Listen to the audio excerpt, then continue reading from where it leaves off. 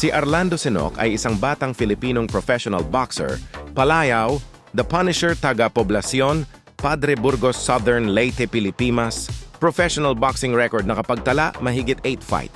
Isang undefeated may kartadang 8 win, 7 win by knockout pinaka. Magandang exposure niya.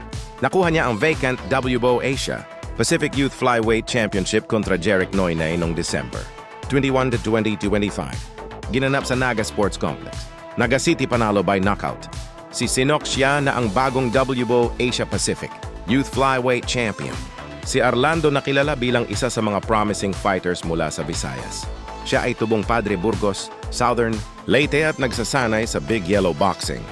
Gym sa Cebu sa ilalim ng coach na si Christopher Pingping Tepora, naging professional boxer si Sinok noong 2023.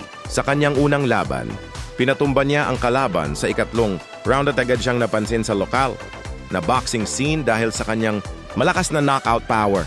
Sa mga sumunod na laban, patuloy siyang nanalo laban kina Norman Rosiana, George Cedillo at iba pang kalaban habang pinapakita ang kanyang lakas at bilis sa flyweight division. Napanatili niya ang perpektong record na walang talo, malakas na knockout power, body shots na pabagsak mga kalaban. Dahil dito marami ang naniniwala na may potential siyang umangat sa world rankings kung magpapatuloy ang kanyang pag-unlad sa boxing. Si Orlando Sinok ay isang Pilipinong boksingero mula sa Cebu tulad ng maraming mandirigmang Pilipino sa probinsya.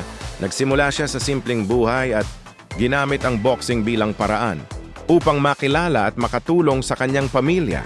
Lumaki si Orlando Sinok sa Cebu, isang lugar na kilala sa paghubog ng maraming mahuhusay na boksingero.